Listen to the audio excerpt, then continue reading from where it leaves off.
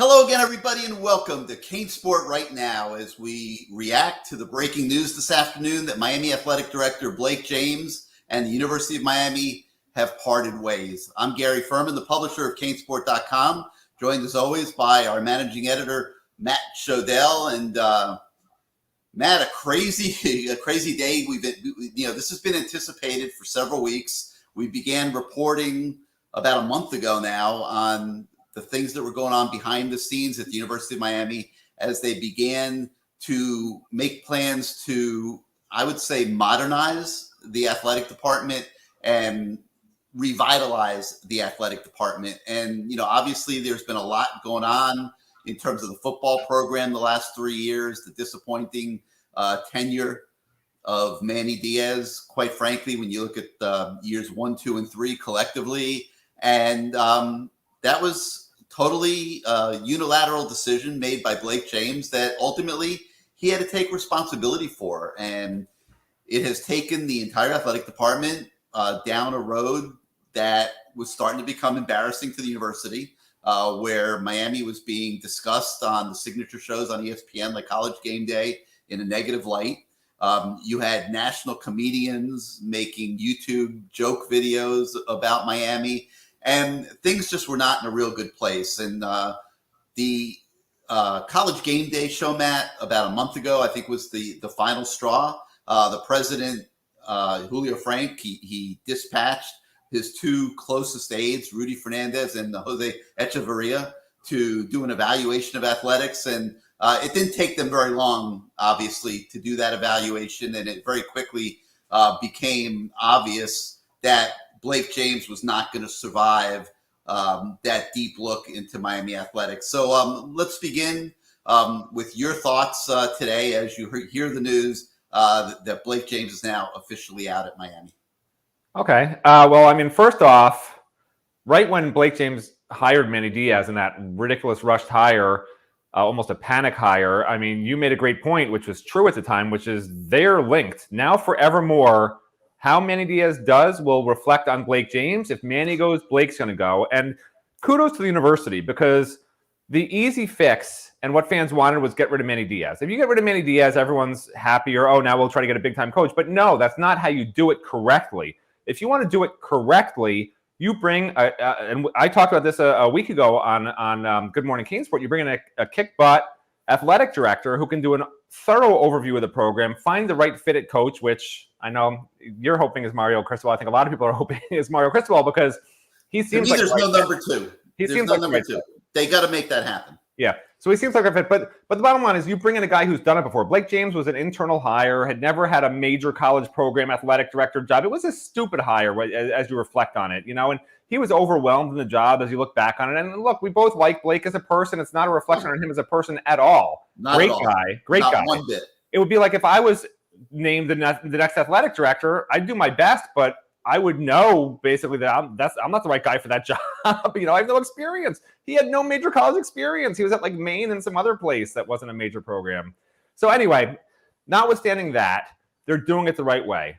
Don't rush. Like, my thing was, if you were going to fire Manny Diaz, you should have done it before the NC State game. I still stand by that. I said it at the time, because if you let him go on this run, and if he had beaten Florida State, I'm not sure that Manny's still going to be gone. But now that he lost to FSU, it's going to make it a lot easier for this next athletic director. I think they were waiting for the right time to do this. I think Blake was gone no matter what.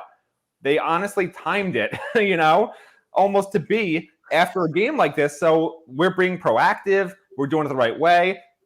Everything looks right now, because now a new guy can come in after a search, do a thorough evaluation. I assume there'll be a coaching vacancy. They can figure out what to do with that spot and then go from there, because this needs to be a total overhaul. We've seen this for way too long. I only have so many more years to live, Gary. I don't want to go through another 3 to 5 years of a different coach who's the next, the next Al Gold or the next Randy Shannon or now the next Manny Diaz. Like, I don't need that. Like, I got enough problems without this going on again. So get it right this time, guys. They're doing the right thing right now. Now they got to make the right. They're getting it right. I've been saying it for several weeks on the message board, man. I keep telling everybody they are doing this right. I like what I'm hearing. This is obviously, I would say, step 2. We've been anticipating this. This is not like a major surprise today by any stretch of the imagination. there's so many subplots to this, though, everybody. We'll try to unpack some of them here. We're not going to stay here for 5 hours, obviously, but we will try to discuss some of these subplots. And so let's, right now, before we talk about football, let's focus on the athletic department. And Matt, they have really struggled in recent years for one reason. And there's a lot of great people in that athletic department. I don't know any that aren't great. But they had a major problem at the Heck Center, and that is they have nobody in the building that understands what a big time athletic program is supposed to look like. And from Blake to his number 2, Jen Strawley, and on and on and on, like nobody had been anywhere and had been part of that type of success. And they don't know, what it's supposed to look like. So that's the first thing they need to look at. And I think they will. The second is just an overall culture issue.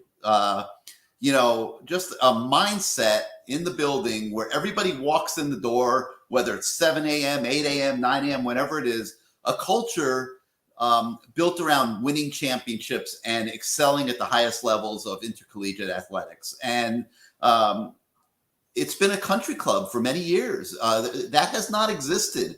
And you see it in so many different ways. And I'm not going to go through them all and start, throwing individuals under the bus and things like that. But you see it in every area of the athletic department, from, marketing to game day presentation, to, ticket sales to a degree, to attendance at the stadium. You could just go on and on and on. Every single aspect of the athletic program needs to be looked at for Miami Athletics to go up to a modern day higher level. I think they got to look at the Adidas relationship, Matt. I don't feel like the Adidas relationship has gone well. I feel like Miami's getting sold short there. I think that they need to look at going back to Nike, and even thinking about something like the Jordan brand, which is taking off at some schools around the country, and look at ways to A, get more money out of those relationships, B, increase the marketing of them and the branding of them. That'll be something they need to look at. Obviously, they got to look at the football program. We'll get to that in a minute. That obviously has not been operating at anywhere close to the level it should be for almost 2 decades now. So that'll have to be addressed. So the question everyone's asking, Matt, is who is the next athletic director going to be? And it's very hard for us to answer that question right now because it's a wide open slate. I mean, they could go in so many directions. They could look at somebody who's a CEO of a major corporation and say that we're going to make Miami Athletics a business now, and make the athletic director a business CEO, and then have a layer underneath him of deputies that are in charge of women's sports and football and the business and the budgets and all that stuff. That's one way they can go. The other way they can go is they could do a national search and look at middle-aged athletic directors who have experience, but who you can bring into the university and grow with over a 10, 15, 20-year period of time. Who would that be? A guy that I would keep an eye on is the guy that went from Ohio State to FAU, and then he went to Washington State. He's at Washington State now. His name's Patrick Chung. He's a guy that's kind of fit the mold of what I'm talking about, that I could see if Miami does do a search per se, it could lead them to somebody like that. He's at Washington State now, a move to Miami and overseeing this new vision and branding of the U would be a logical move up for a guy like that. If they want somebody more experienced, I think it would be very expensive, but they absolutely must take a look at Dan Radakovich at Clemson. He's one of the top athletic directors in the country. He raises an enormous amount of money at Clemson. I know him well. We went to school together at Miami. He was in graduate school business. When I was in undergrad at Miami, we has some similar, some common friends and stuff. I know Dan really, really well. This guy's a freaking real deal as an athletic director. I think he would be a great guy for them to take a look at. I wouldn't dismiss, and this would be a little out there, but I would not dismiss looking at Oregon and Rob Mullins, the athletic director at Oregon, who is an extremely good athletic director and who has a great working relationship with the guy that clearly, to me, is the unquestioned top target of a potential football search here in the near future, and that's Mario Cristobal. And I mean, if I'm Miami, I'm taking a hard look at what would it be possible to lure Rob Mullins to Miami. He was at Miami once earlier in his career. He's familiar with Miami. He's an experienced athletic director now, also one of the top guys in the country. I don't think you just look, Matt, to put anybody in this job. Just like we've been talking about the football job, where you have to, get a killer. You got to get an assassin running Miami football that can take it to the next level, that can stare down Alabama, Georgia, Ohio State in recruiting for the top players in the country, that can start inspiring the players in South Florida, the elite players, to stay home on a year-to-year basis. I think you got to think along the same lines with an athletic director. You want an alpha dude, a guy that is going to inspire everybody every day when they walk in that building, and there's going to be a common purpose, and people are going to work harder than they ever knew that they could work. And if not, they won't survive. I mean, it's going to take a new mindset to get this athletic department humming in the right direction. And then the last thing I'll say, Matt, is I think you also can't take off the table a number one or number two role along those lines for a guy like Alonzo Highsmith, a powerful African-American male who has put a few decades in sports administration and scouting, and his travels has gone to every major school in the country. I would be stunned if Alonzo Highsmith didn't walk out of this whole thing without a role in the athletic department, whatever that ends up being. So that's just a few ideas that I have initially. I'm sure that the university is looking into a lot of different things. I don't think anybody can tell you guys definitively right now where this is going to end. I don't think it's going to take an enormously long time, though. I think this is step one. We're sitting here November 15th. I would be surprised if Miami does not have an athletic director in place by the end of November, and then it can move on from there. So, Matt, I know I got long-winded here. My voice is fading on me here. So I'm going to let you talk and give your opinion on what I just said while I take a drink of water. I mean, if this was Good Morning CaneSport, I would have already interrupted you about 10 times, but you seem to be enjoying yourself. I did about 30 minutes on the phone before we started this show. I have not stopped talking for the last hour. All right, well, I'll share my thoughts. You could take a drink of water. My throat. I just want people to understand where this came from, okay? Because Miami has become a program where basically their athletic department visits the Alabamas and Clemsons of the world to see what it should look like. You don't see the Alabama, Clemson, Ohio States, Michigans coming to Miami and saying, what can we do better as an athletic department? Whoever comes in as the athletic director, like, that's your gauge. You better get this to the point in the next few years where other programs are like, geez, look at these innovations. Let's go take a look inside the network in there and see how they do this. Because let's face it, college programs are still college programs. You mentioned bringing a CEO. These are not professional teams. I think a CEO is an awful idea. You need an experienced athletic director who knows what it should look like for a major college football program. And this is the other point I want to make. I know there's baseball fans watching this. I know there's basketball fans watching this. I know there's Olympic sports parents watching this. And I'm sorry to say this is about football, period.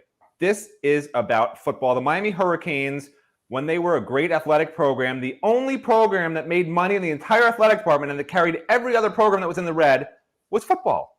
And that's what this is all about. This isn't about finding the next replacement for Jim Larrañaga. This isn't about, somehow figuring out if there's a way to get rid of Gino DiMare so that his father's money can still come in even after that, because that program's been struggling.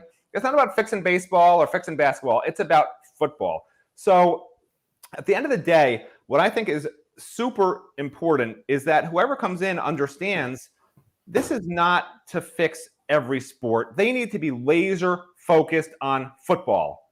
That's what people care about for the most part. That's the bread and butter that it's always been at this university. And if that athletic director comes in and starts talking about the Olympic sports programs and how they're winning championships in tennis, that's a red flag, man. They better understand the Miami culture is about the football team, okay? And they better get that football coach right and that football program right. They should be spending 99% of their time on the football program and let some minions deal with these other coaches who have problems that want to come to that athletic department and talk to them about that, okay? And that will definitely happen. That's number one. Well, you say definitely, but every prior athletic director at Miami tried to give equal space to every sport at Miami because that's they legally have to. It's the politically correct thing to do. It's federal law, though. They have to.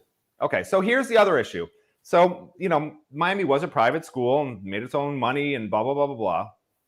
And, to me, one of the biggest reasons Miami is in this problem right now isn't necessarily because these athletic directors were terrible or the coaches were terrible. It's because of ACC revenue sharing. When they joined the ACC, we didn't know it then, but that was basically the knell of death for what this program has become. Not that the program's dead, but there was not the urgency anymore where, oh my God, the football program has to win games or we don't make any money and this athletic department is going to be losing a fortune. It's no longer the case. The football program can be 3-9 every year.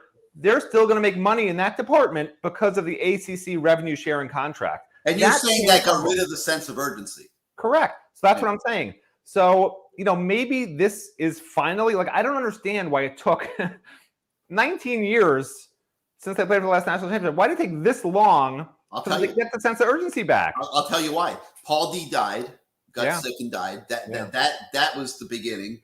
And then you had Kirby Hocutt, who I think was a decent athletic director, but it was just Miami was a bad fit for him. They got stuck in the Nevin Shapiro thing, and with Randy and Donna and the whole thing. And so they hire Al Golden and Kirby takes off. Al Golden's mad because they didn't tell him that Miami was going to go on probation. He felt swindled. And then they go out and they hire Sean Eichhorst, who was an absolute total fraud. The worst athletic director I've ever seen. You wouldn't have even known he was in the building. And he didn't last very long. And then Donna makes a snap hire, very similar to what Blake did with Manny. Donna Shalala did with Blake, and she made a snap hire because Blake was a guy that would, toe the university line and not rattle a lot of cages, and they gave him an opportunity. He probably took the same career step as an athletic director as Manny kind of did as a football coach, and now all of a sudden he's running this athletic program. And Blake had never run a big-time athletic program before. He had no idea. And I'm not knocking Blake. I like Blake. He might get mad at me for saying what I'm saying, but it's the truth. It's like, I think I'm a fairly competent person. I'm experienced and everything. I'm not going to get hired to go run IBM. And it's like, I just think that a lot got lost through all these hires and the rotate. You had 3 athletic directors, boom, boom, boom. And then Donna makes the snap hire, and there was no alpha in charge of UM athletics. And it just became about campaign slogans and raising money and, keeping the books balanced. And once, like you said, that ACC money's coming in and the books are balanced, I think that everybody was just able to exhale and relax. And there was no mindset there, and there was nobody helping nobody pushing the head football coaches to do their job better, and nobody helping them do their job better, and there was nobody helping Blake James do his job better. And it just was a vicious circle. Boom, boom, boom, boom, boom, boom, boom, boom, boom. And now when you talk about 3 straight football seasons like this, I mean that's the hell. I'll say that's the crap hitting the fan. Okay. And when the university is starting to get embarrassed nationally, that's when the president's office jumps in. And I think that the evolution, Matt, of Julio Frank understanding the importance of athletics at Miami, I don't think that can be understated either. Because ultimately, when you hire a university president, it's his job to oversee athletics. Blake James answered directly to Julio Frank. Well, what's Julio Frank going to say to Blake James? You run athletics, and I'm happy with it. Whatever. I mean, there was no real supervision probably taking place, and there was nobody helping Blake do his job better or pushing him to do his job better.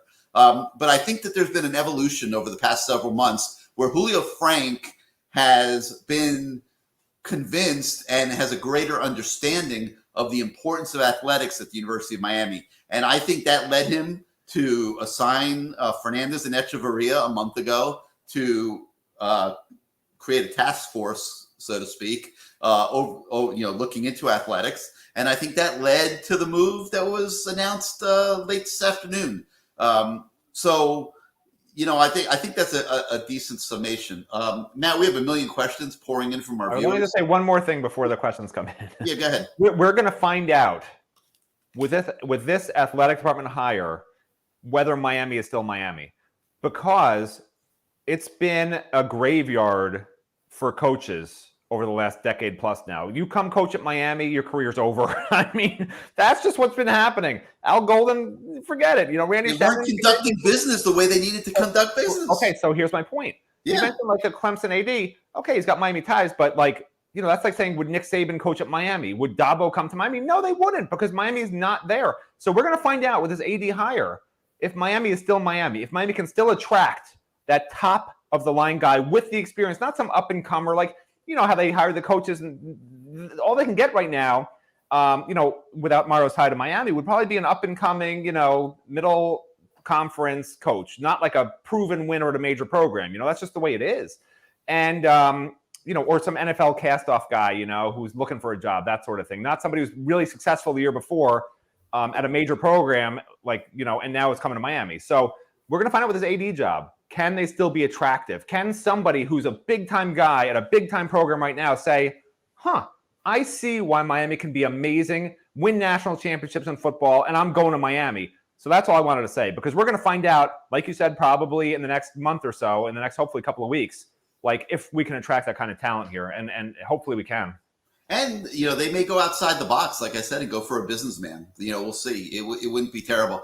All right, so Cheyenne Castellanos is asking, does this send a message to recruits and targets that might want to come here that UM is serious about football, encouraging them to hold off committing and waiting to see what we do?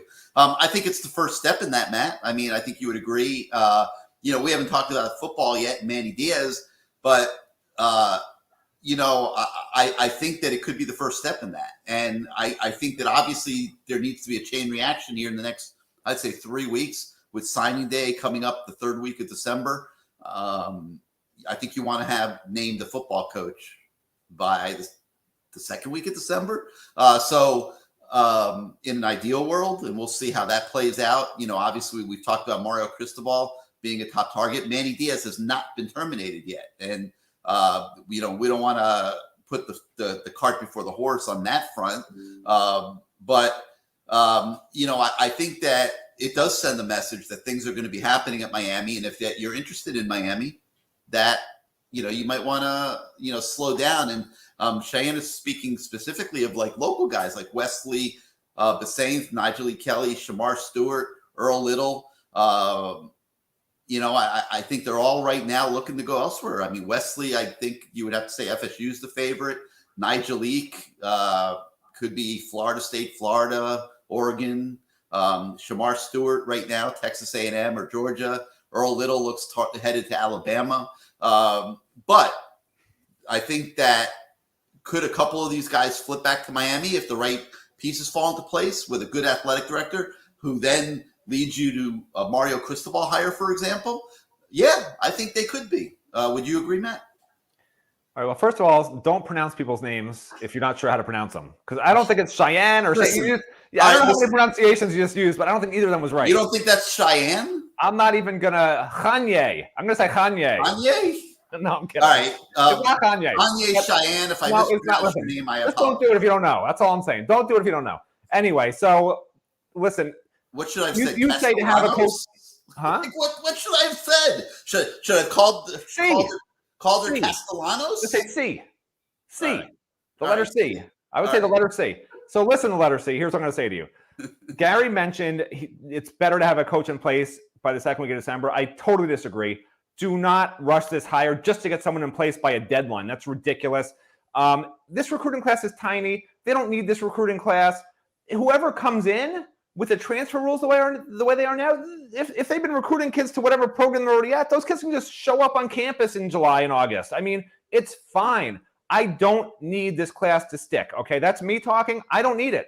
Like, do I want Ja'Cory Brown here? Of course. Do I want these other guys here? Of course. But this isn't a 1 year, like, we got to get this recruiting class. No, this is a 10 to 1,000 year picture, okay? This is getting a program that's been in the dumps for 20 years or very average for 20 years back on the track to competing and being in the national playoffs. And you're not going to do that by basically doing the same mistake Blake James did, which is rushing a hire just to get him in place before the December signing day. Can I interrupt? I'm going to disagree with you. Kim Everett says Of course you are. Right, but Luis Delgado, he says I'm the GOAT. Okay, and let the GOAT. That's not the GOAT you think it is. Let the GOAT. That's a real GOAT. He thinks you're a real GOAT. Let the GOAT give you a different point of view, and I don't have any goat horns or whatever. You know, I've got his last name right. I've got some different glasses here and stuff, but I mean these aren't quite goat horns, but whatever. All right, let me give you a different point of view on all this. Okay. This has been going on for a month, Matt. This is not a rush situation. They've been working on this for a month. Now, okay, let's assume that Mario Cristobal is the top target. And let's say that they are able to... if you get your number one, then great. Wait, time out. Let's say they can make that happen, okay? Do you realize what would happen if they can make that happen by let's say, I'm saying the first week of December? I think you got to get through the conference championship games. Okay. But if they could make that happen on that timeline, like, do you understand the chain reaction? If it's Mario, of course. I mean, all those names that C is throwing out. If Mario wants to come tomorrow, great. But what I'm saying is they may not get Mario. He's got his own things going on. He's in the national championship race, Matt. This is not Mario. It's not going to be so easy to pull this off. But I'm just saying, if they could get this done prior to signing day, I think all those names that C throws out, they come into play. Yes. Okay. Yes. Mario Cristobal has been recruiting, because Oregon does recruit all the top players in the country. You know, they're not a non-player on the national scene. They've been recruiting head to head with Alabama and Ohio State and these people for several years now. Mario has been recruiting all the top players in the country. So he has relationships with all of the top players in the country, and he could pick up his phone and call all these top players in the country and say, I'm going to be at Miami. Are you interested in visiting? Okay. And there's a second signing day in February. And all it takes for the kids, if they can't visit in the second or third week of December before signing day, then you get them to visit afterwards and postpone their decision. You're out of your mind. I'm not out of my mind at all. You don't understand how this works. These kids happen like this. Oh my God. These kids don't have, let's say this kid's choosing between Miami and Florida State. And he calls Florida State, hey, I'm waiting until February because I'm waiting to see what Miami does. Do you think Florida State says okay and holds that spot for him? Or do they fill it with somebody else before that? Nobody is waiting until February. Okay, so Wesley Bassane calls Florida State and says, I'm not signing on the early signing period. I need to think this over. If it's a top kid, I'm waiting until February. They're going to stop recruiting him? Of course not. But let them stop recruiting him. Thank you. Thank you, Mike Norvell. Thank you for not recruiting Wesley anymore. We want him at Miami anyway.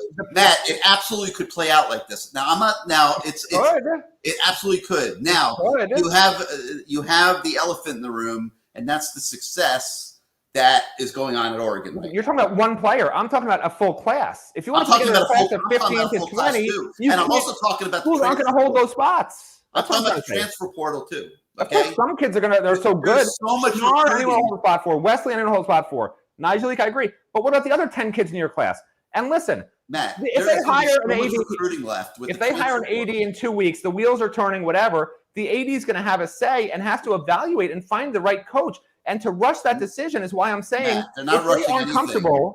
They're not rushing anything. They've been working on it for a month. Can I talk for a second? If it's I'm Mario, just telling you, there's nothing being rushed. You think that Julio Frank woke up this morning and decided that Blake James wasn't going to be back? Why am I even on the show if I can't talk?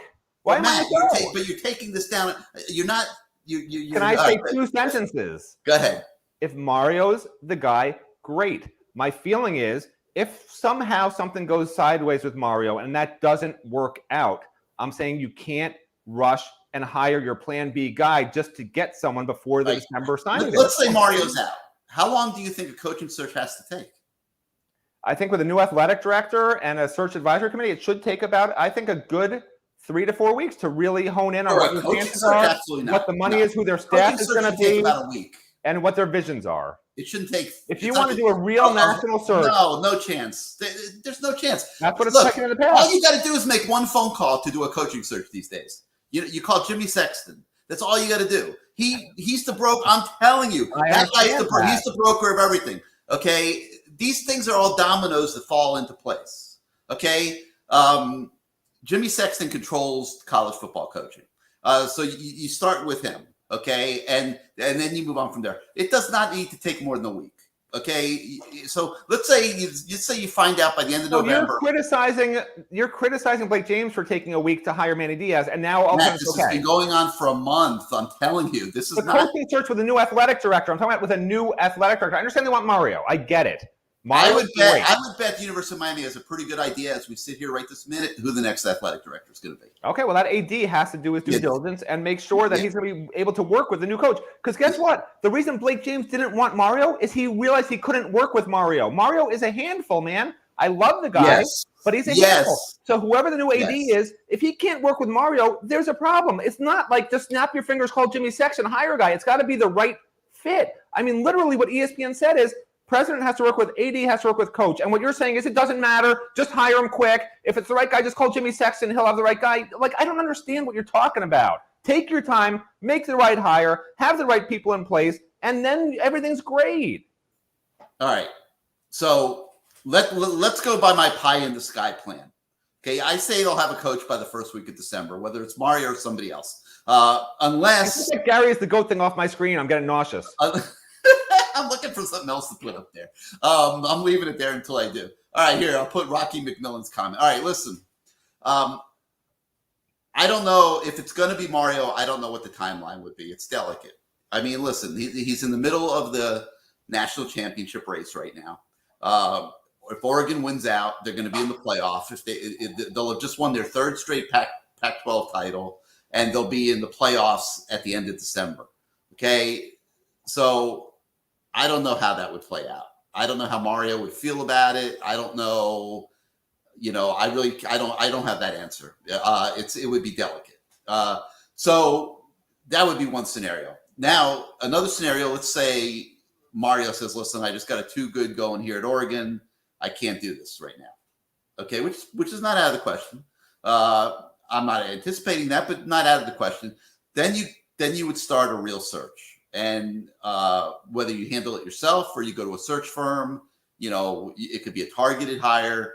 There's going to be a lot of crazy stuff going on in coaching in the next few weeks. I'm hearing a lot of things. I'm hearing Harbaugh might go to the NFL. I'm hearing Dan Mullen's definitely going to be out at Florida. He has to leave after that Gator defense laid down in their game on Saturday. That was ridiculous. It was the most ridiculous thing I've ever seen. He has lost that program, lost that team. He's got to go. Florida has already begun a search behind the scenes, just so everybody knows. What else? I think there's going to be other moves. I think James Franklin is going to be in play and is going to probably leave Penn State. I'm hearing that that they might be targeting somebody even in the NFL. So my point is not to go through all the coaching potential openings and all that. LSU, USC, Washington, on and on and on. There's going to be a lot of movement in coaching. But let's say they get I can't do it for Mario. They're not going to need more than a week to do a search, 10 days maybe. They will have a coach in place in time to try to salvage something out of the early signing day. Listen, they don't need to is my point. You keep hammering on this. Like, they don't need to. Why? Why would you not want Shamar Stewart to come to Miami?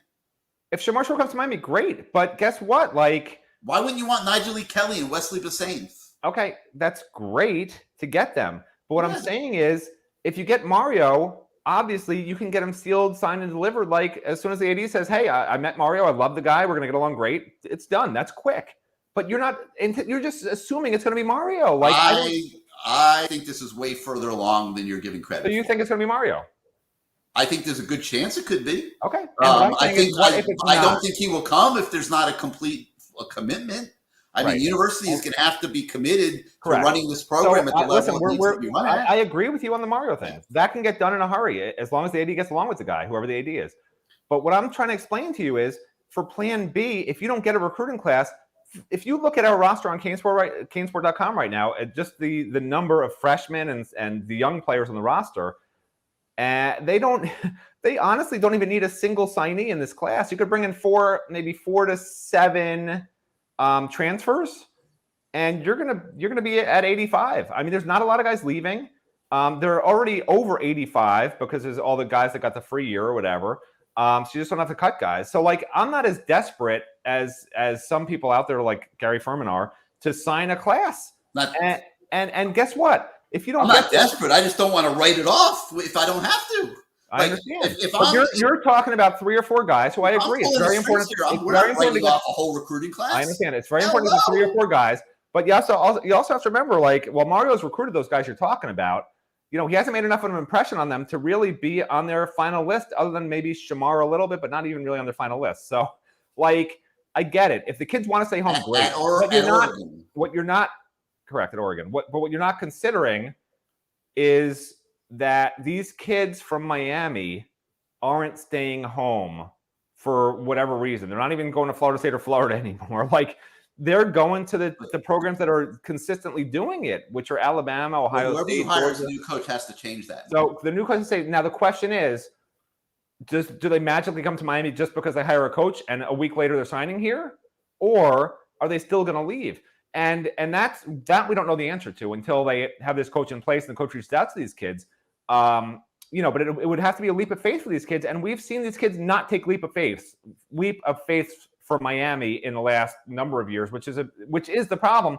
And guess what? It might take the new coach a year or 2 of recruiting guys in the area for them to be like really, you know, because Mario's a great recruiter. So let's say it's Mario. I mean, he's an amazing recruiter, but you can't just walk in a door and a week later sign a kid who's been recruited for 3 years by Alabama. You can't hire somebody that's going to take 2 years to get his feet. That's what it takes nowadays. That's why it's called a rebuild.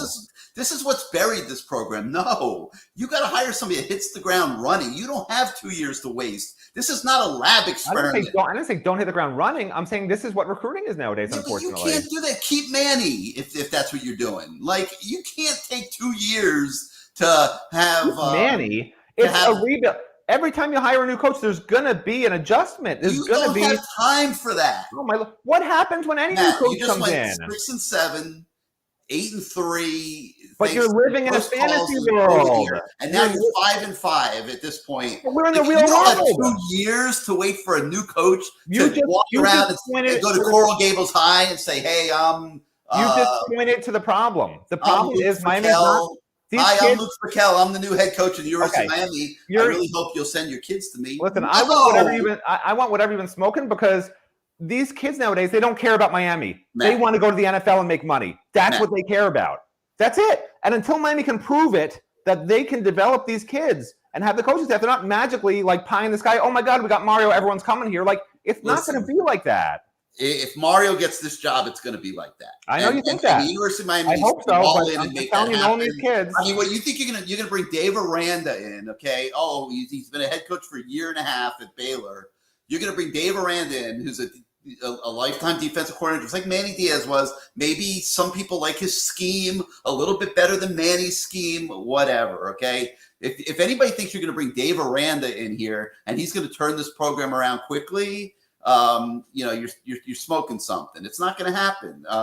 You know, everybody. So basically, your whole mindset is if it's not Mario, we're screwed. That's your mindset. Basically. Yeah, that is my mindset. Well, that's a big problem. University of Miami football's in a bad place right now, and your whole thing is Mario will immediately fix it because he'll hit the ground running in 1 week. Mario won't win a national championship in 2022. I mean, I hope you're right. It sounds like he will walk in the building, and within a day will change the whole mindset of the whole place. I hope you're right.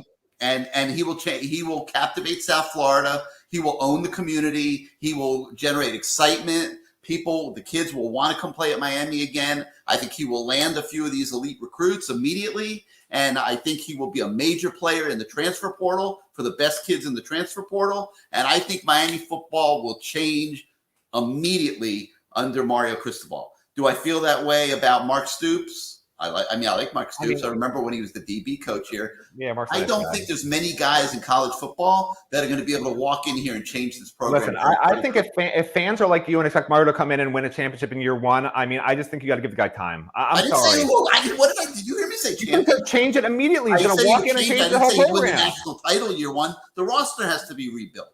All right, so Richard Hill here says Highsmith to the U. Let's talk about that for a minute. All right, Alonzo Highsmith has been a hot name for a few years now. I know I was a huge proponent of bringing him in 2 years ago. It didn't get done. Manny nixed it. Blake didn't have the. I'm gonna be kind. He didn't have the instinct to tell Manny we're doing this, even though Manny didn't like the idea. It was a mistake. Blake's out of a job today, partially because he didn't make decisions like that, in my opinion. You can't operate an athletic program soft. This is a hard knocks business where you have trained killers working around the clock every single day, 365 days a year to win. And if you don't have that mindset, you're going to get left behind. And Alonzo Highsmith's a guy that has that kind of mindset. He would gel very well with Mario Cristobal, for example. To me, the question is, can you take a guy like that and make him the athletic director?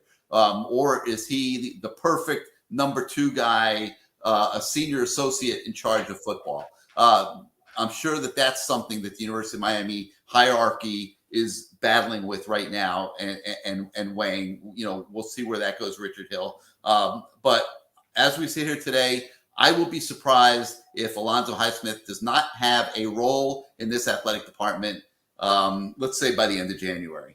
Listen, you're going to be shocked. But I disagree with you. No, I agree with you. I'm sure you do. I think he'd be great. I don't know why this is going to make you happy. This was Good Morning CaneSport, but Orange and Green Blood is that's so my mom's name. He's so thrilled by what he's hearing from you on Good Morning CaneSport every day, and he watched the entire 45-minute show this morning with your mom. Okay, and Wait a minute. What? With my mom? No, that's not what he said. He says he watched it along with your mom. I'm calling my mom right now. Hold on. Hey, do you know some guy named, what was his name? Highsmith should have been on the staff a long time ago. Even with Ed Reed, I don't know why they were so scared of bringing in Highsmith. I don't care. Bring in both. Like, you can't have enough alphas in the building. All right, listen, I'm going to bounce over to the message boards at CaneSport.com, where I promised we would answer questions. And Cat5 Kane wants to know, will the new athletic director keep Manny? And this is an interesting question. Manny's in year 3. You would like to give a football coach more than 3 years to get it right. I'll give you my opinion on this, then we'll see what Matt has to say. He'll disagree. This is a guy that's wearing a Gator shirt, okay, to do it's a Lacoste right now. That's a Gator. He's got a gator on his chest. It's a crocodile. Everybody knows Lacoste is a crocodile. All right, so here's what I would say. Like I just said a minute ago, you got to have a freaking killer in this job. You can't screw around with this hire. Miami must get this right. This is not a lab experiment. I've said that before. Enough with the experimenting for 2-3 years with a coach. Let him get his feet wet, blah, blah, blah, blah, blah. Let him acquaint himself with people in South Florida, blah, blah, blah, blah, blah. And then we'll see in year 4 or 5 if he's capable of winning football games. Please, Julio Frank. Please, Rudy Fernandez. Please don't take Miami football down that path yet again. Okay, so what does that mean? How many guys are there, Matt, that fit what I'm talking about? I will fight to the finish that Mario Cristobal does. I personally don't have a close second. A guy that's going to walk in the building from the second he's there and transform the program, transform the way South Florida looks at the program, own the community, have a presence in every single room he walks in. So we'll start there. Would you have a close number 2? I don't have a close number 2. I think Mario's got to be the guy, but This is what we were talking about before, where you were like, wouldn't stop talking over me. Like, no, I was talking and you were interrupting me. That's not correct. No, I was long-winded. No argument. I had a lot to say. The problem is, and this is what you won't address, if not Mario, who and how and how long does it take to get to that point? Well, I'm going to get to that. As soon as you agree with me on Mario, I'm going to get to that. No, I agree 100%. Right, Mario. So we're in agreement that Mario is a no-brainer. No-brainer top five. But it's not going to be that easy to get Mario. What if they can't get him? Okay, now let's talk about that. So that's the issue. So if they can't get Mario, I think they can, but let's talk about if they can't. Yeah. If they make the commitment that they need to make to be a top level program in college football, I think they can get him. But let's say they don't want to make that commitment or they can't get him. What's the next step? Okay, so I would be really concerned about just firing Manny to fire Manny and give everybody their red meat and getting a plan B option and not having that train killer. I would propose, if you can't get Mario, to let Manny go to year 4 and take a year to work on this. You just lost all your subscribers. And maybe you can get Mario a year from now. I don't know what all the circumstances of not getting Mario would be, but I would be really careful about another 5-year contract to a coach that you're experimenting with, that you're going to probably have to pay $5 million a year. And now you're going to tie yourself into another 5-year contract with a guy that's not proven. Here's the problem with that. Okay. Here's the problem. You're basically putting your problems off another year. You're costing yourself, instead of 1 recruiting class, probably 2 recruiting classes, which I don't want to do. I don't mind costing myself the one where they already have a huge bloated roster thanks to COVID. If you're ever going to replace a coach, this is the year because of the COVID bloated rosters. Don't wait till next year. Because of COVID, this is the year to replace a coach, not next year. Do not totally agree. Year. That's why Manny would only get year 3. You already know Manny's the wrong guy. And who's going to be out there a year from now? Well, we don't know. But this is the year when you're can't make a mistake. That's all I'm saying. Can't make a mistake. They got to get this right. You can't make a mistake. And they better know who they're getting before they say, Manny, we don't want you anymore. That's all I'm saying. Because we have watched this for 20 years now. I disagree, and I wish, honestly, if they're you could end up with Al Golden Part 2. Listen, you can only spin your wheels so much until the head coach is actually gone, and that is a realistic thing. And when they didn't do it before NC State, now all of a sudden there was all this speculation. Maybe Manny will still be here. And that ended on Saturday with the FSU loss. And now it certainly seems like he'll be out. And the bigger issue now is when you didn't get rid of him before NC State, right? And you could have said at that point, even, we're going to let him finish the season, but we are doing a coaching search. And you give yourself such a bigger time frame. And I think they should have changed the athletic director at that point as well to really get this going. And now you're in this tight window like you talked about, because everything's got to be done before spring football. Everything's certainly got to be done before, probably middle of January for everything to be in place, including the assistant. I'm not talking about head coach. I'm talking about assistant coaches, okay? Because you keep saying this pie in the sky, oh, Mario, everyone will come. Well, these kids, believe it or not, and I talk to these recruits every day and their parents every day, they're not committing to a school for the head coach, Gary. I hate to tell you this. They're recruiting because they want their kid to play for a position coach that they trust and that they like. And literally, I talked to, there's going to be a story tomorrow where we talked to Kamari Rogers' dad.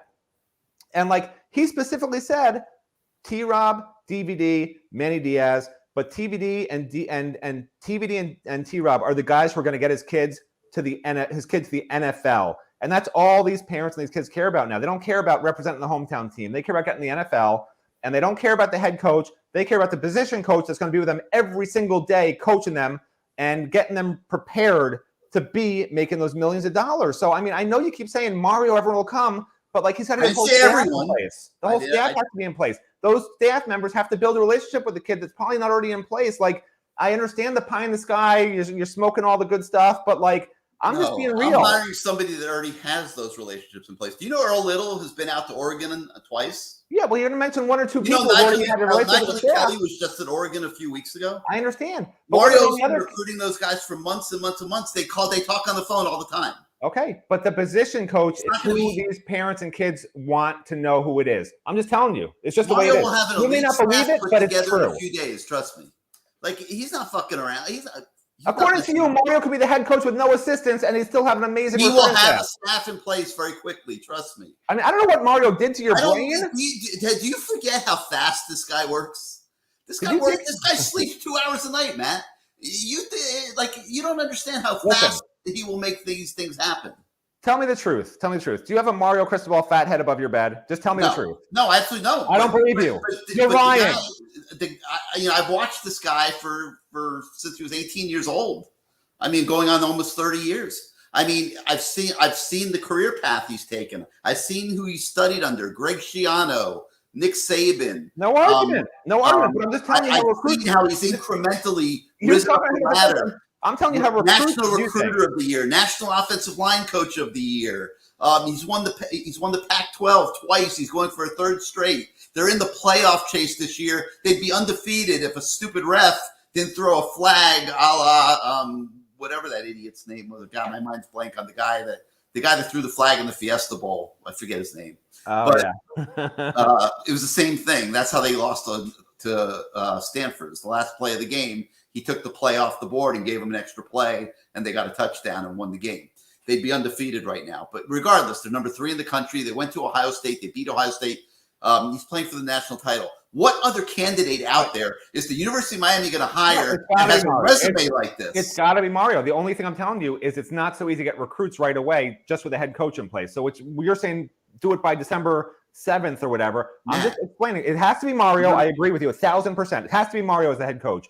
But it takes some time. It's not kids just coming blindly trusting who their position coach is. No, I would make a bet right now. I'd go to the window at the Hard Rock Sportsbook that isn't open yet. They probably would have this prop on the app. I would make the bet right now that Mario has the heart of his coaching staff in place within. I'll give it 72 hours. Okay, well that's great. Then that's great because if you can do contracts that quick and figure them out that quick, that's awesome. 100%. I got breaking news for you, Gary. You don't even know this yet. You ready? Yeah. They haven't hired a new AD yet. But that's not the breaking news. The breaking news is the football program is shut down. I'm going to predict a new AD will happen in the next 2 weeks. Listen, I'm not done. The football program has shut down media access.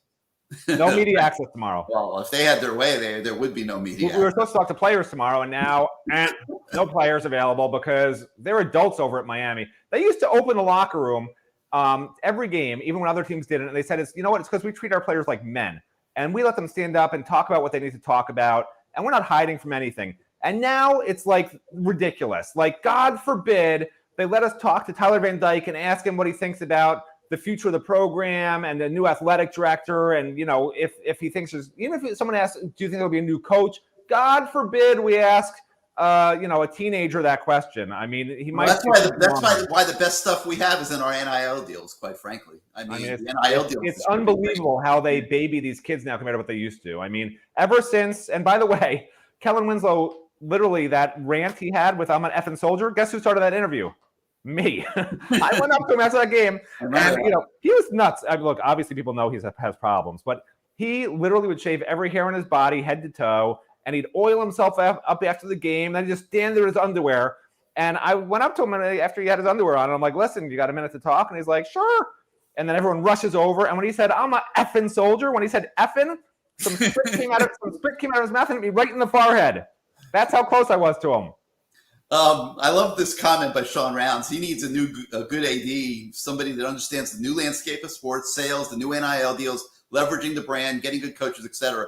100%, Sean, and that is what is in motion. I wrote about that about a month ago now. If you look at the story on CaneSport.com right now about the Blake James dismissal, I believe I linked to that in that story, and that is 100% what they are doing and what they have in mind. Some great suggestions are coming in. Showboy Kane says has to go back to Nike. I would agree with that. Akari Cavell, I guess it is. Sorry if I mispronounced your name. Loves the idea of the Jordan brand. A lot of support, more support for Nike. And Peanut 3844 points out that look at what Nike's done for Cristobal out at Oregon, and without question, he does have great support out there from Phil Knight, and that's going to be a hard thing to pry him away from that. But I do think that Miami can do it. If they go about it the right way and they make the commitment to the athletic program that they need to make anyway, but what it takes to be competitive in today's world of athletics and football. All right, onto the message board at CaneSport.com. We got Cat5Kane asking, will the new AD keep Manny? Obviously, that's, we're sitting here talking like the answer to that would be no, but that's still an assumption, Matt. Like, we don't know for sure yet that Manny Diaz will be replaced. That's going to be an expensive move for the university. Yeah, I mean, I just don't. Look, I don't see him weathering this. I just don't. I mean, you're replacing the AD, and you're not going to just do the major overhaul. It's like when you buy a knockdown, a tear down house, and you just renovate the kitchen, and then you live in the crappy bedroom, and and eat on your rusted out floor in your dining room. Like, it doesn't make sense. Like, if you're going to rebuild and knock down your house, like, do it the right way, rebuild the whole thing correctly. So it wouldn't make sense to me. Obviously, it's not out of the question. They have not gotten rid of Manny. They could have done all this in one day and said, listen, Manny's going to finish the season with the team. We're finding a new AD. The coaching search is on. The AD search is on. But again, I like the idea of having the AD search before the coaching search. Let the AD sort of get to know whoever, they've been obviously behind the scenes looking at some different options. Let the AD make those decisions, because it is going to be the AD's program now. And the AD has to figure out what direction and they want to go in. And listen, truth be told, whether the AD likes Mario or not, Mario has to like the AD. I mean, so I don't know that Miami's going to be reaching out to Mario and saying, hey, Mario, we're thinking about hiring this guy. What do you think? Like, that would be interesting, right? And maybe they should do that, because I agree with you 1,000%. Mario's got to be the head coach here. So it's going to be really interesting, to see the politics and the behind the scenes stuff that winds up going on around here. Logan's afraid I'm going to die on the show. I don't know if he was worried about me losing my voice or having a heart attack over some of the things that you were saying, but he's worried about me dying. Max Lopez on the message boards at CaneSport.com wants to know if we believe that the Blake James firing is just for optics, or that the U is finally ready to step up and hire a big-time AD and coach. And Matt, I don't think it's just for optics. No, that's a ridiculous. Look, no question's ridiculous, but they're not doing this for optics. If they kept Blake James and fired Manny Diaz, I would say that was for optics. If they kept Manny Diaz and fired all the assistant coaches, that would be for optics, like the Larry Coker deal. This is not for optics. This is a real change. This is a reaction to the outcry of Cane Nation, a final realization that what they have done for all these years is not what they should have been doing, that making money off the ACC is not the same thing as having a successful athletic program. And finally, it's hitting home, and it took long enough. It took too long. But this is not optics. This is for real. This is them trying to get it right. And I agree with Gary. They have one shot to get it right. I think if they screw this one up and you go another 4 years down the rabbit hole, it's over, man. Because, how old are we all going to get before they can finally start winning ACC championships? I don't want to wait till I'm 70, And I'm not telling you how old I am now, but I'm not close to 70. Yeah, they can't screw this up. Javier Boy, Matt, is talking about the rumors that have been going around, and this has actually been for a few weeks, if Tom Jurich, who was at Louisville for a long time as a possible new AD, he's an experienced guy that's out there. I mean, it's a blank canvas right now. I certainly wouldn't be surprised by a hire like that. Let's see, going back to the message boards, we had more questions about Tom Jurich, actually, and there's questions about getting out of the Adidas contract. We already talked about that. Will Zoe be involved in some capacity? I really expect Zoe to be involved in some capacity. I really do. Luda Diamonds is asking about Rob Chudzinski as well. I think that if Mario Cristobal gets the head coaching job, that there is a strong chance that Rob Chudzinski would get the first call to be like an associate head coach, offensive coordinator. I think he would have the first option on that position. We'll see. First, they got to get Mario, and we'll see how that plays out. Justice Keynes wants to know what the possible timing of a Manny dismissal would be.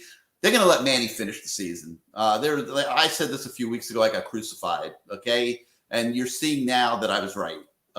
Even Matt will agree. I was right. Well, you said you thought it was right for them to do that. No, I said now is not the time to pass judgment on Manny, because to me, firing Manny, going through a whole interim regime, but it doesn't make it right. Just because you said they should and they did it doesn't make it right. So you're convoluting the two. But they won 3 out of 4 and went down to the final play against Florida State. Since I said that, certainly were competitive Saturday at Doak Campbell and have been competitive in every game since. These kids are playing very hard for Manny. They're competing. They're young kids. They're making mistakes. They're not winning, but they are playing very hard for Manny. And, as opposed to what you see up in Gainesville with Dan Mullen, and you have, defensive players laying down in a game against Sanford. Are you kidding me? That was the Gator flop every single play.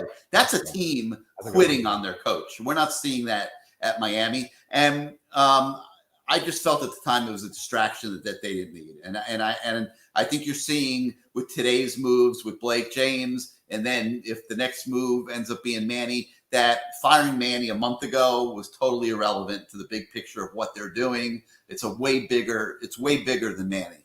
And today was the first domino in that, without question. Philly to you is he's all about Team Mario, and Miami has to make a serious run. We would certainly agree with that. A lot of questions about the long list for AD candidates.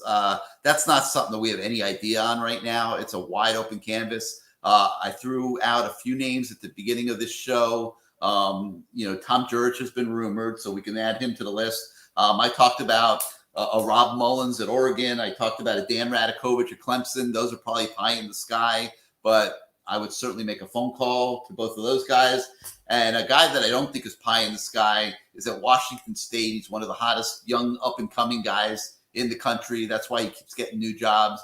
It's a guy named Pat Chung. He was at Ohio State for like 15 years as a deputy, went to FAU. He's at Washington State now as the athletic director. I could see him being high up on our AD search firm's list of recommendations to Miami. What does the timeline? Mulks wants to know, Matt, what the timeline would look like for the AD to replace. If Matt Shodell's making that call, it would be about 3 months. I personally think it could happen as soon as 2 weeks. No, what I'm saying is, don't put words in my mouth. What I'm saying is, don't make a timeline where you need to find the best people, period. If that means a guy says, hey, give me 2 weeks, I'm looking at some other, there's 4 other options on the table. Don't say, no, we didn't answer tomorrow. You say, okay, we really want you, and you keep pounding the guy. It's just like recruiting all over again. In recruiting, you don't say, hey, you got to sign with us tomorrow or else. No, like these people have other options. They're top of the line people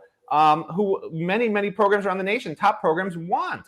So like you've got to make sure you're still in it for them. And if you can get them tomorrow, great. But if you can't get your number one choice and he says, give me 2 weeks or give me a week or whatever, maybe he wants a different job. I don't care at this point. You stay on him and you try, just like recruiting. That's all I'm saying. Make a better offer, come up with more money, whatever it takes. If it takes time, do it. If it doesn't take time, that's obviously optimal. But you're saying it has to be. Will you agree with me that we're 4 weeks into this whole process? This did not start today. I agree. But this is why I wanted them to get rid of, if you're going to get rid of Manny anyway, that's why I wanted him gone. I wanted Blake gone earlier, because you mentioned the signing day like it's a deadline. It is in some respects. And that's why I said before NC State, they should have had this done, because it gives you so much more leeway to figure out contracts and to get in these people's minds in terms of recruiting them, like I said, for a longer period of time. And if you can do it, hire somebody a month ago, you could hire somebody a month ago, whenever that NC State game was, whatever. But like now you keep saying there's this compressed timeline and they need to do it in 2 weeks. And like, I get it. And I get you think Mario will get these recruits without any assistant coaches necessarily on the staff right away, whatever. But like it could have been done, it could have been much further along. That's my point. And when you know it's not right, like just get moving on it. So listen, I don't have a big problem with Manny finishing the year. I love Manny as a person. I have mixed feelings because they were just so close. These kids play so hard for him. These kids love him. I feel bad for him. But like, we've known for over a year, you and I have talked about it, like that he wasn't the right fit. And it just took a long time. you can't just throw anybody into this job. It's one of the toughest jobs in the country. Matt, you're going to love this, man. Your main man, TF, man, he says, you're Superman and I'm Robin. But he's got to get his superheroes right. It's not Superman. If I'm Robin, then Matt's Batman, okay? TF, I know you're probably past the comic book stage and you're probably not watching the cartoons anymore and all that stuff. I agree with you. But Robin is Batman's sidekick, not Superman's. No, he's right, because I don't drive fast cars, but I can fly. So I'm Superman. You can be whatever you want.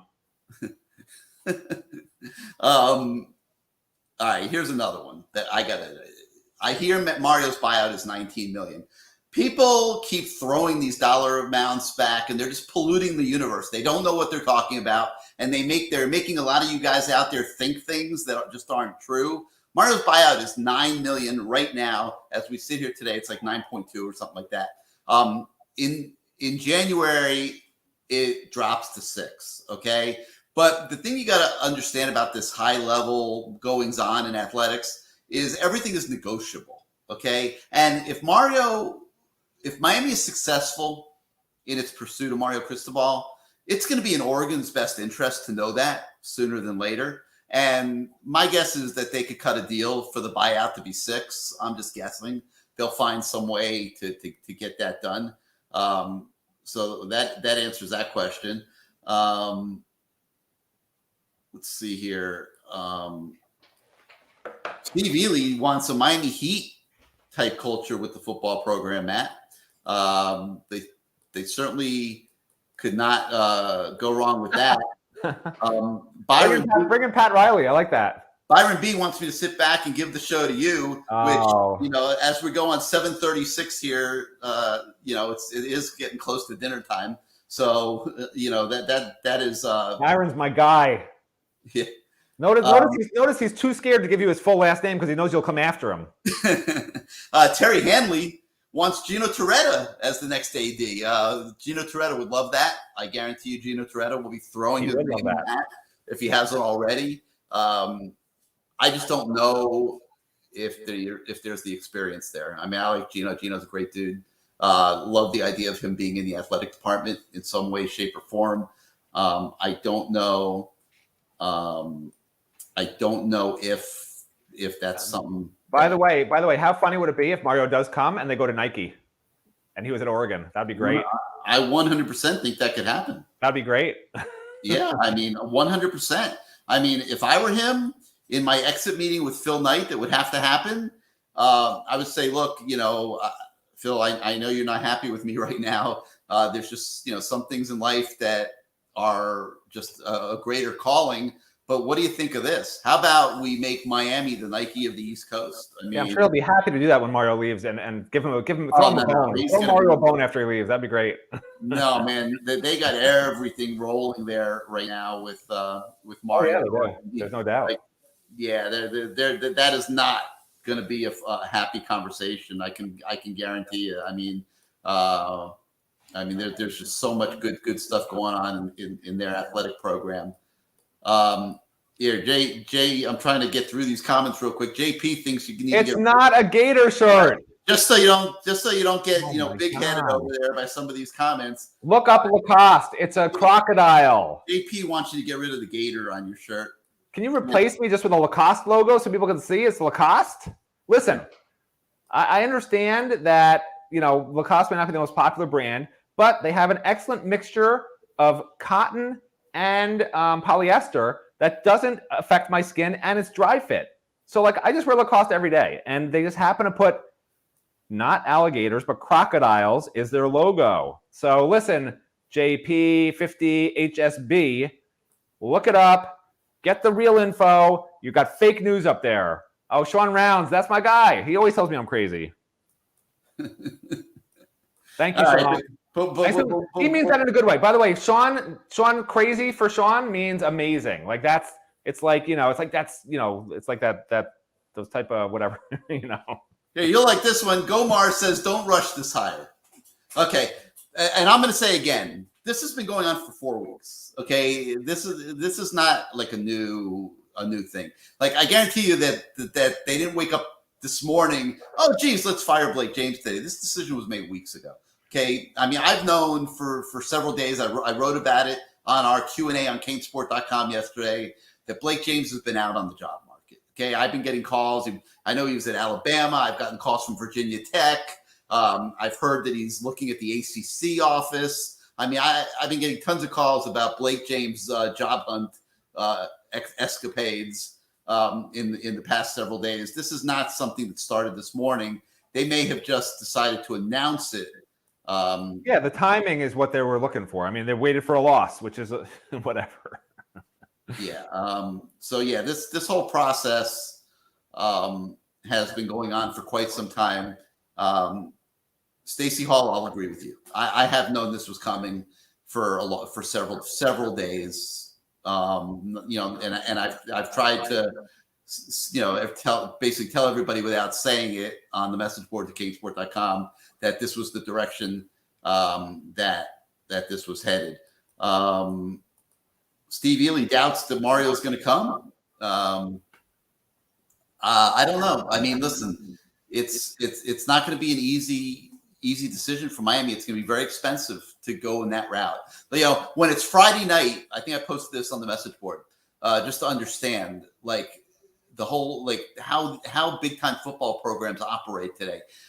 If it's 5:00 in the afternoon on Friday and the team's going to the hotel to have meetings and dinner or whatever, and you need to have a coach get on a plane and go to Jacksonville to be at a high school at 7.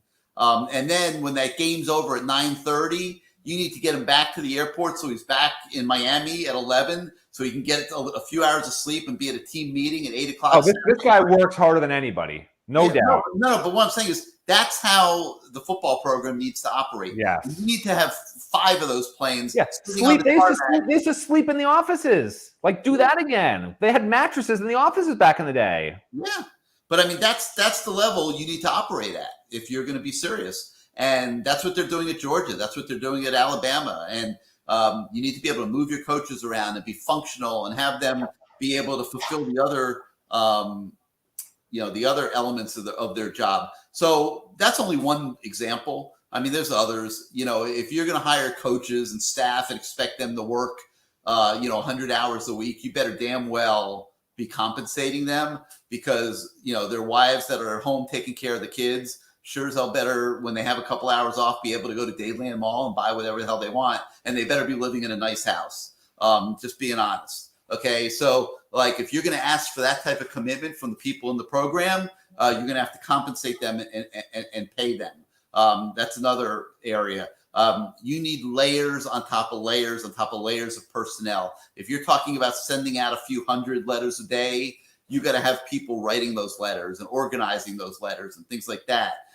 There are so many layers to the modern day successful football program that right now are a foreign language at the University of Miami, and they're going to have to take the cues and adapt to that and create those extra layers and do the things that they need to do to have a big time football program. And if they're not willing to do that, then I think Darren Boggs will be 100% correct, and they won't get Cristobal. And that's because Cristobal has an H in it. We're getting the other Cristobal. He misspelled it, but we get the idea. All right, Cesar Iglesias wants to know if Highsmith and Mario, 2 alpha dogs, can coexist with each other. Matt, you take that one. I mean, seriously? I mean, first of all, okay, Cesar, I don't know how much you sort of follow this stuff, but they're all alpha dogs in these high level departments. If you have somebody who wants to be in the back seat and sort of just be told what to do, that doesn't fly at your Alabamas and your Georgias and your Ohio States. They should all be alpha dogs. Back in the day, I don't know if you remember, Tad Foote was the president, right? They all fought with each other, and they were so successful. They were all alpha dogs. They were all upset with each other. They're all arguing like Gary and myself. We butt heads all the time, and it makes Gary worse and me better. Yeah, running the website every day. If you think this is bad, oh my god.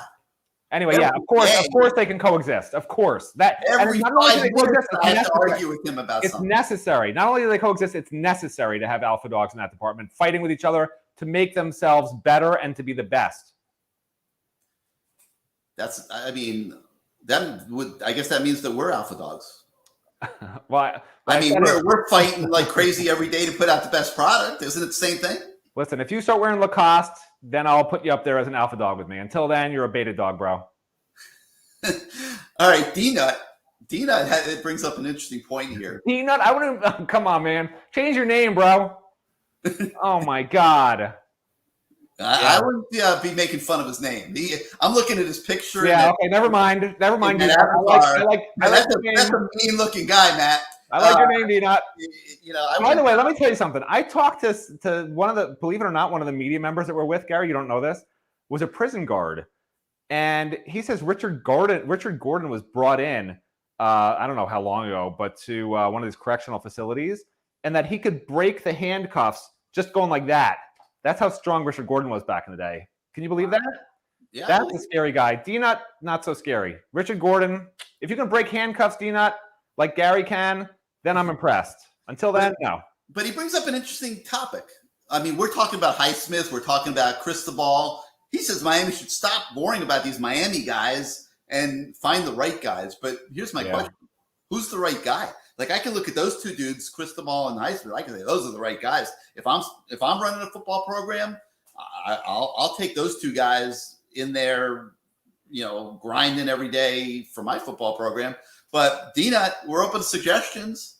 He's got a good point because Miami's national recruiting, right? And I think what D-Nut means is if you have only Miami guys, like you need to have those guys who, like, for instance, Jess Simpson, right, with the Georgia connections. Like it helps to have those national connections in different pockets, a California coach, a Georgia coach, even a Pennsylvania coach for offensive linemen. Like it definitely helps. D-Nut's not wrong. You can't have just all Miami-based guys on the staff. Well, you have 10. No, you have 10 coaches. I mean, you could.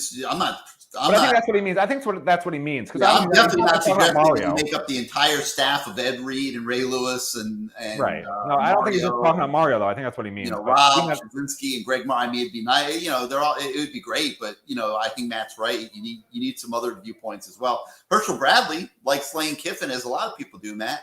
I don't think when you look at the racing form on that one, that Miami would buy into that. That's just my opinion. And let's put this one to bed real quick. Florida King says Butch Davis is coming back. Butch is 72 years old. Maybe as an analyst, I would do that in a heartbeat. He's a great talent evaluator, one of the best ever.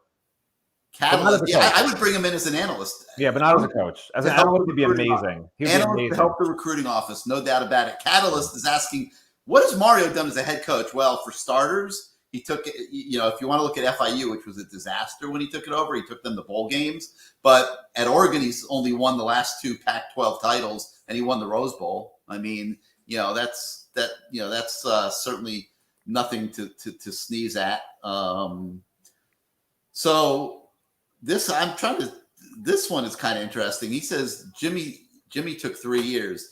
No, Jimmy didn't take 3 years. Jimmy had to inherit a coaching staff from Howard Schnellenberger and have them on his staff in year 1, and it was an absolute disaster. You had coaches fighting with everybody. Jimmy didn't have their respect. Jimmy was this guy coming in from Oklahoma State, and he didn't have their respect, and it was a nightmare. And it wasn't until that he could change things around and get his guys in that it turned out right. Philly to you makes a great point to you, Matt. The impact that Urban Meyer, when he went to Ohio State, how very quickly that revitalized Ohio State recruiting. And it can. I don't remember how long ago that was. Was that a February signing day or December signing day? And how far in advance of it was he hired? And how far in advance of it did he hire his staff? I'd have to research it because I don't cover Ohio State. I don't know. But my guess is he wasn't hired a week before signing day. That's my guess. I can't remember the day, but I do remember how very quickly he built a championship roster. It did not take him. Oh, yeah. But listen, what I'm saying is this coming recruiting class is going to take a hit. I think even with Mario, it just will. Like, I understand some top kids might come, great, but but that will pale in comparison to what Mario and that staff can do a year later. That's all I'm saying. Showboy says that I did not say that Mario would win a national championship 1 year one. No, I definitely did not say that. No, you didn't. But I'm saying you were acting like it. No, I definitely wasn't. But, and I'm definitely not saying that. But I do think that the minute he walked into that building would change. The entire culture, the expectations of the people working in there. I think the whole thing changes if you're able to hire. It becomes a hardworking staff from day one, like right away. That's the change right there. You can't work for that guy if you're not. Huge change. Boy, Terry Hanley, he's really going out on the limb. He says Gino's going to be the next AD. We'll see. I know Gino has made no secrets for many, many years that he would love to be the AD at the University of Miami. Jim Morris thought he was going to be the next AD at one point. So I know. The question with Gino is going to be, does he have the resume for that? That's all. I'm not a fan of a guy who's never done it before, but whatever. I look, fans love to have the past greats all have roles in the program. I get it. But like, you make them all analysts, like make them all advisors, make them all something else, but not your AD. It's different with Mario because obviously he's been a head coach. Different with, some of the guys who've already been coaches who are former players like Chud. But like, you got to have an experienced AD who's done it in a big time program. That was exactly the problem with Blake. Like, don't make the same mistake twice, please. Yeah, I tend to agree with you. I mean, I like a guy like Gino. I like him a lot. I don't know that I would put him in the athletic director's chair, but I think you also have to be willing, Matt. And I've thought about this. I think we and a lot of people, you have to be willing to think outside the box. Also, I mean, this is not the athletic department of the 1970s or whatever. Athletics is different these days. That's why I would not be shocked if they went with a CEO type of hire for athletic director and then brought in like an Alonzo and others obviously underneath that person. They have a lot of options and a lot of things to think about, no doubt.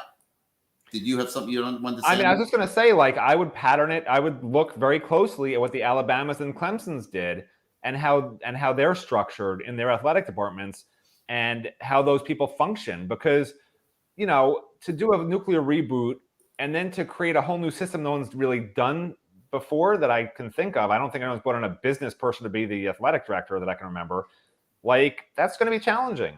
It could be a success or it could be a huge failure. I'd probably be more comfortable with, hey, this worked here. Like, let's emulate that and do it even better because of X, Y, and Z. Not let's create our own system and our own tiers of responsibilities. Like, that's a little iffy to me.